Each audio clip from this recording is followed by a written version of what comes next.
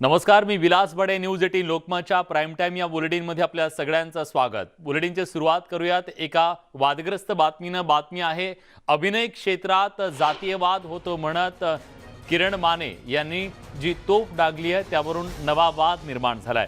जातीयवादी लोक सोशल मीडियावर आक्रमक आहेत. सेटवर सुद्धा छुपा वर्चस्ववाद चालतो. अभिनेते किरण माने यांनी हा गंभीर आरोप केलेला आहे. किरण माने यांना मालिकेतून बाहेर काढलं याच्याबद्दलचा वाद सगळा पेटलेला असताना आता त्यांनी आज पत्रकार परिषद घेऊन नवे आरोप केलेले आहेत. जातीयवादाचे आरोप आता त्यांनी केलेले आहेत. याच्या आधी आपण राजकीय भूमिका मांडली त्यामुळे आपल्यावर कारवाई केली गेली, आपल्यावर मालिकेतून बाहेर पडण्याची वेळ आणली, अशा प्रकारचा आरोप त्यांनी केलेला होता. आता मात्र त्यांनी आरोप केलाय अभिनय क्षेत्रातल्या जातीयवादावरून, वर्चस्ववादाच्या मुद्द्यावरून. त्यांनी मालिका आणि सिनेमाच्या अभिनय क्षेत्रामध्ये हा सगळा जातीयवाद सुरू असल्याचं ते म्हणाले. एक आता तुमच्या लक्षात येईल की मी जे पहिल्यापासून सांगतोय की सेटवर चालणारा छुपा जात वर्चस्ववाद आणि माझ्या फेसबुकवरील पुरोगामी विचारधारा मांडणाऱ्या तिरकस राजकीय भाष्य करणाऱ्या पोस्ट हे या सगळ्याचं मूळ कारण असावं असा संशय घेण्यास पुरेसा वाव आहे. हेच मी सुरुवातीपासून तुम्हा सगळ्यांना सांगत होतो, डे 1 पासून. आता या निमित्ताने मला एकूणच आमच्या क्षेत्रातल्या जातीयवादावर बोलायचं आहे. आणि जातीयवादावर बोलतोय मी म्हणजे काहीतरी भयानक करतोय असं नाही. जातीयवाद धर्मवाद कुठे नाही हो, सगळीकडे अख्ख्या जगात आहे. तर पण या केसच्या निमित्तानं मला एक गोष्ट कळली, या जगात खूप मोठ्या संख्येनं चांगले लोकही आहेत जे माणूसपणाच्या जवळ गेलेले आहेत. मोठी संख्या आहे त्यांची. जात धर्मा पलीकडे जाऊन माणूसपणाशी नाळ जोडलेले बहुसंख्य लोक आहेत. मला पण असं वाटतंय की आता हे संशय घेण्याला वाव आहे.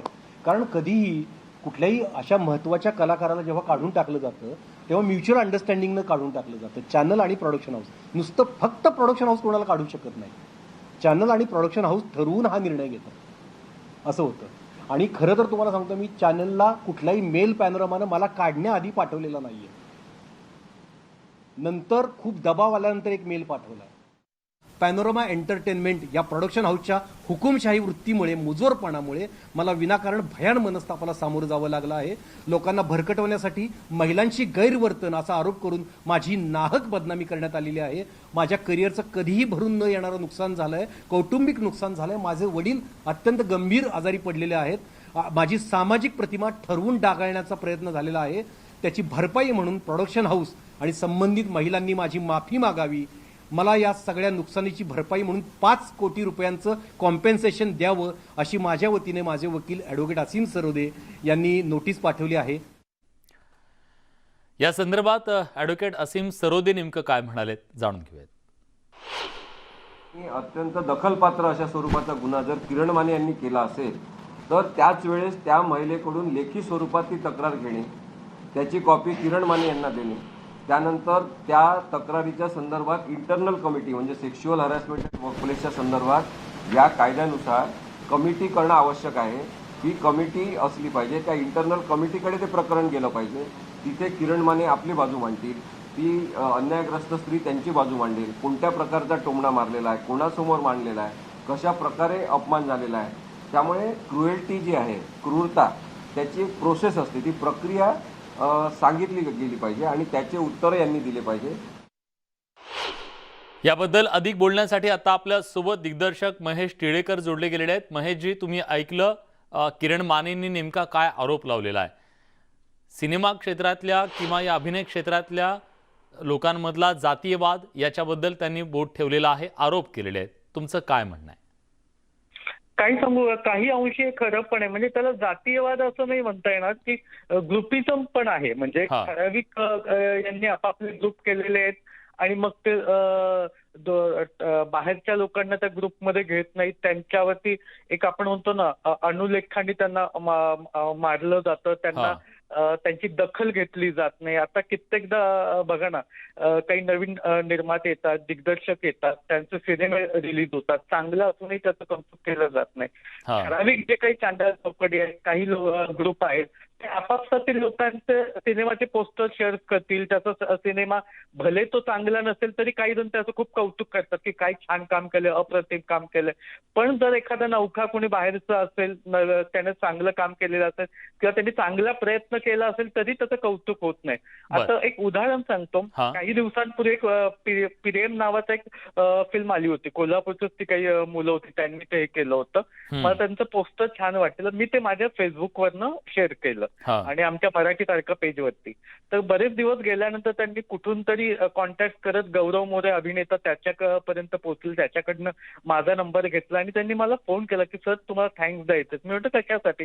तर ते म्हणाले आमचं कुणीच इंडस्ट्रीतलं कौतुक केलं नाही, तुम्हीच एकमेव आहात इंडस्ट्रीतले की ज्यांनी आमचं पोस्टर शेअर केलं फेसबुकवरती, त्याच्याबद्दल 2 लाईन्स लिहिल्या, आमचं अभिनंदन केलं, आम्हाला इतकं बरं वाटलं ना म्हणे. हा, म्हणजे बाकी तुमचं असं कुणीच म्हणणं आहे आमचं की कौतुक केलं नाही. ग्रुपिझम कुठंतरी हे होतं, ही वस्तुस्थिती आहे, पण जातीयवाद, जातीच्या नावानं ही ग्रुपिझम आहे का, ह्याच्याबद्दल मात्र तुम्ही टाळलेलं आहे. पण आज किरण माने यांनी मात्र तो आरोप केलाय की हे जे सगळं सुरू आहे ते जातीयवादाच्या स्वरूपात, जातीच्या अनुषंगानं आहे. धन्यवाद सर, न्यूज 18 लोकमतशी तुम्ही बोललात त्याबद्दल. बातमी पुण्यातून आहे. पुण्यातल्या येरवडा शास्त्रीनगर वाडिया बंगल्याजवळ काम सुरू असलेल्या इमारतीच्या स्लॅबची जाळी कोसळून भीषण दुर्घटना घडली. या दुर्घटनेत 5 कामगारांचा जागीच मृत्यू झाला असून 5 जण गंभीर जखमी झालेत. या घटनेची माहिती मिळताच अग्निशमन दल आणि पोलीस प्रशासन घटनास्थळी दाखल झालं. सध्या मृतांची ओळख पटवण्याचं काम सुरू आहे. पोलीस प्रशासन सध्या तिथं युद्धपातळीवरती काम करत आहे आणि जखमींना सध्या ससून हॉस्पिटलमध्ये दाखल करण्यात आले, त्यांच्यावर उपचार सुरू आहेत. या दुर्घटनेप्रकरणी कलम 304 अनुसार सदोष मनुष्यवधाचा गुन्हा दाखल करण्यात आलाय. बांधकाम साईटवर इंजिनियर ठेकेदारांवर निष्काळजीपणाचा आरोप ठेवण्यात आलाय.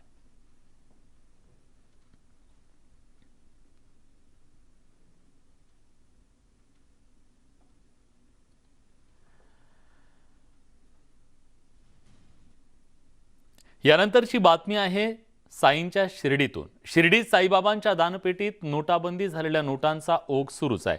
मागील 5.5 वर्षात तब्बल 3 कोटींपेक्षा जास्त जमा झालेली रक्कम तिजोरीत पडून आहे.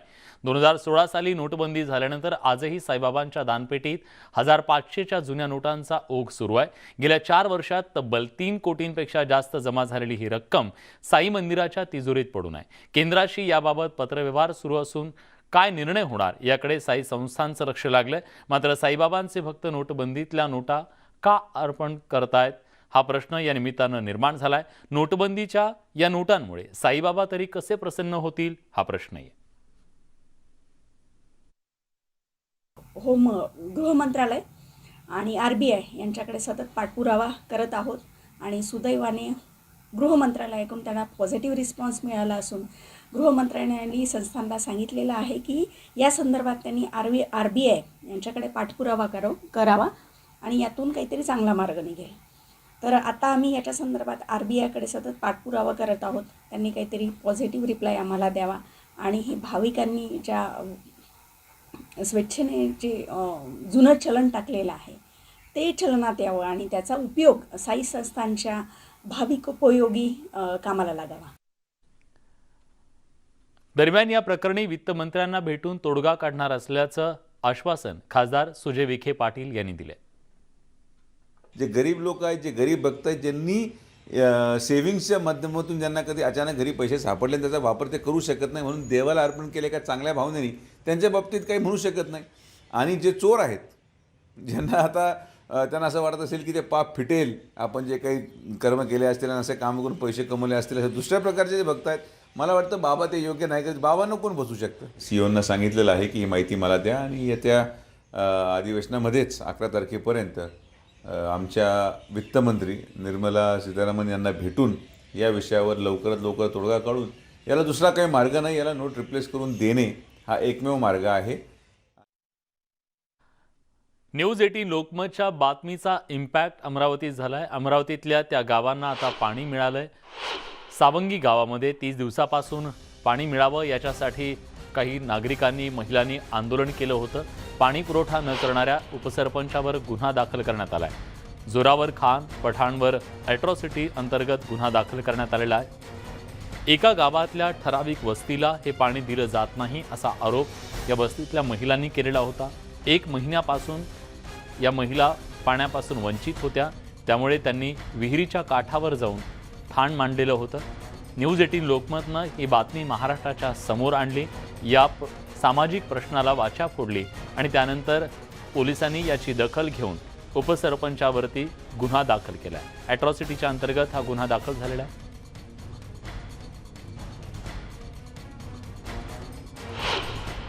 अमरावती जिल्ह्यातील चांदोरेली तालुक्यातील सावंगी मगरापूर या गावात गेल्या 30 दिवसांपासून वार्ड क्रमांक 1 जो अनुसूचित जातीचा वार्ड, या वार्डात गेल्या 30 दिवसांपासून सरपंच आणि उपसरपंचाने पाणी बंद केल्याने या गावातील नागरिक जे आहेत ते गावाच्या बाहेर बहिष्कार आंदोलन करत आहेत. मात्र या बहिष्कार आंदोलनानंतर आता प्रशासनाला कुठेतरी जाग आलेली आहे आणि त्यानंतर गावात तात्पुरती जे लाईन आहे, पाईपलाईन जी आहे ती पाण्याची पाईपलाईन नव्याने तयार करण्यात आलेली आहे. तात्पुरती पाईपलाईन या ठिकाणी दुरुस्त करून गावातील नागरिकांना तात्पुरता पाणी पुरवठा जो आहे सुरू करण्यात आलेला आहे. आणि गावकरी जे आहे, गावकरी अजूनही गावातले नागरिक जे आहेत ते आंदोलनावर बसलेले आहे. आणखी काय मावशी मला सांगा, तुमच्या गावात किती दिवस पाणी नव्हतं या वार्डात? तसं तर 20 वर्षापासून समस्या कमी आहे पाण्याची. आता या 1 महिना झाला पाणी अजिबात आमच्या नळाला. हे पाहून घ्या आमच्या गड्डा. बरोबर, इकडे पहिलं सांगा, सध्या तात्पुरतं पाणी आलेलं आहे तुम्हाला आता? नाही, हां पाणी मुद्दाम आलंच नाही आम्हाला. नाही, हे जे सुरू झालेलं आहे याच्यापासून तुम्हाला नाही, तुमच्या घरातले नळ आलेले नाही, मात्र जे बाहेर असणारे जे नळ आहे ते नळ आलेले आहेत. तुम्हाला तिथं पाणी मिळेल काय? आता तुम्हाला काय समाधान आहे का त्या पाण्याला? पाणी आलं पण आम्हाला जन्मजन्मी पाणी पाहिजे. आज थोड्या दिवसापर्यंत 1-2 महिने आलं, आमच्या मनाची समाधानी झाली म्हणजे झालं का? आम्हाला आयुष्यभर पाणी पुरणार आणि तेही पुन्हा आमच्या इथं कोणी काही मोटारा लावणार जमणार नाही. बरोबर, आणि ह्या निश्चितच रोडवर पाण्याचा चिखल दिसणार नाही. याचे जुमादार कोण राहणार आहे? पाणी भरलं का गुंडाना त्या पाणी. निश्चितच तात्पुरतं हे पाणी आले असलं तरी तात्पुरत्या या पाण्यामुळे जे गावकरी खरं तर म्हणजे समाधानी नाही आहे. मात्र कायमस्वरूपी पाणी मिळावं अशी गावकऱ्यांची मागणी आहे. त्यामुळं निश्चितच प्रशासन या गावकऱ्यांना कायमस्वरूपी पाणी देतील अशी अपेक्षा व्यक्त करूया. व्हिडिओ सागरचा संजय शेंडे, न्यूज 18 लोकमत, अमरावती. दरम्यान पाण्यासाठीचं हे आंदोलन आता 3ऱ्या दिवशी मागे घेण्यात आलंय. आज पाणी पुरवठा करण्यात आल्यानंतर दुपारी हे आंदोलन मागे घेण्यात आलं, तर प्रशासनानं पावलं उचलल्यानं गावकऱ्यांच्या आंदोलनाला यश आलंय.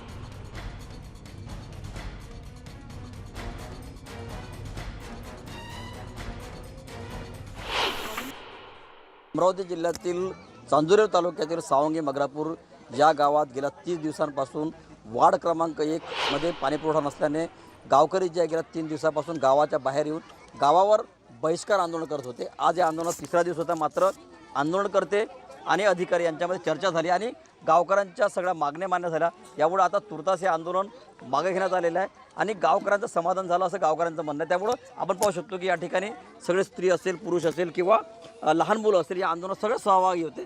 मात्र आता सगळे आता जाण्याच्या तयारीत आहे. माझ्यासोबत या आंदोलनाचा ज्यांनी पुढाकार घेतला त्या आंदोलनाचे एक युवक आहेत आणि दुसरे व्यक्तीसुद्धा. मला सांगा, तुम्ही या आंदोलनात माघार घेतलेली आहे, काय तुमच्या मागण्या मान्य झाल्या? आमच्या मागणी आश्वासन दिलेले आहेत. अजून कोणतीही मागणी मान्य झाली नाही. आश्वासन दिलं, लेटर दिलं आम्हाला. त्या लेटरच्या आधारावर की आम्ही इथल्या दिवसात नळ कनेक्शन देऊ, इथल्या दिवसात सगळ्यांना हे देऊ आणि संबंधित अधिकाऱ्यावर गुन्हे दाखल करू, या माध्यमातून आम्ही आंदोलन मागे घेत आहोत. ठीक आहे, मला सांग नेमकं तुम्ही 3 दिवसापासून आंदोलन बसले होते, काय तुम्हाला आश्वासन दिलेलं आहे? या आश्वासन तुमचा विश्वास आहे काय आणि परत तुमची भूमिका काय राहील? आम्हाला इथं प्रभारी IAS अधिकारी व्हिडिओ त्यांचा चार्ज आहे मंदार पत्की साहेब. त्यांनी आम्ही त्यांना ज्या 9 मागण्या केलेल्या होत्या त्या 9 मागण्यातल्या 8 मागण्या त्यांनी आम्हाला लिखित स्वरूपात दिलेल्या आहे. पण अजूनही सध्याच्या परिस्थितीत कोणतीही ग्राउंड लेवलवर मागणी पूर्ण झालेली नाही आहे. पण त्यांच्या त्या म्हणण्यावरून आणि प्रशासनाला एक सपोर्ट म्हणून जे त्यांनी आमच्या मागण्या पूर्ण केल्या त्याच्या भरोश्यावर आम्ही आमचं आंदोलन आज 3ऱ्या दिवशी संपवत आहे. व्हिडिओ सागरचा संजय शेंडे, न्यूज 18 लोकमत, अमरावती. तर तिकडे अमरावतीच्या पालकमंत्री यशोमती ठाकूर यांनी सावंगी मगरापूर गावातल्या नागरिकांशी फोनवरून संवाद साधला. या संदर्भात जिल्हाधिकारी कार्यालयात लवकरच बैठक लावणार असल्याचं आश्वासन मंत्री यशोमती ठाकूर यांनी दिलंय. असं आश्वासन दिलं की आज त्यांनी आंदोलनाची सांगता करावी. उद्या ताई अमरावतीला आल्यानंतर SP, पोलीस, जिल्हा परिषदेचे अधिकारी, पंचायत समितीचे अधिकारी, पाणी पुरवठा, महसूल यांची बैठक घेऊन त्यांच्यावर होत असलेला अन्याय आणि त्यांच्यावर दहशत पसरवणाऱ्यांचे काळे धंदे कसे बंद केल्या जातील याच्यासाठी ताई बैठक घेणार आहे. भाऊ तुमचंही सरकार होतं, टीका आहे, माझं सुद्धा अपयश आहे हे मी मान्य करतो, परंतु आत्ताच्या ज्या घडीला महिलांनी हिंमत दाखवली आणि येऊन बसल्या, खरी या आंदोलनामधून जर यश मिळालं, त्यांना पाणी मिळालं, तर हे सगळं महिलांचं यश आहे. यानंतरची बातमी आहे उत्तर प्रदेश विधानसभा निवडणुकीच्या संदर्भातली. उत्तर प्रदेशात भाजपच्या 300 पेक्षा जास्त जागा जिंकून येतील असा विश्वास मुख्यमंत्री योगी आदित्यनाथ यांनी व्यक्त केलाय. नेटवर्क 18चे editor in chief Rahul Joshi यांनी योगी आदित्यनाथ यांची खास मुलाखत घेतली. पाहूया या मुलाखतीत योगी आदित्यनाथ काय म्हणाले. और मेरा मानना है कि उत्तर प्रदेश 5 वर्षों में जिस जीवन के प्रत्येक क्षेत्र में जो कुछ भी कर पाया है, ये प्रधानमंत्री मोदी जी का मार्गदर्शन, उनकी प्रेरणा इसके पीछे रही है. और मेरा ये मानना है कि बीजेपी की उत्तर प्रदेश की डबल इंजन की ये सरकार जन विश्वास पर खरा उतरेगी. 2017 की तर्ज पर 2022 में भी प्रचंड बहुमत की सरकार फिर से बीजेपी नेतृत्व की बनेगी और भारतीय जनता पार्टी 300 पार के अपने लक्ष्य को प्राप्त करेगी.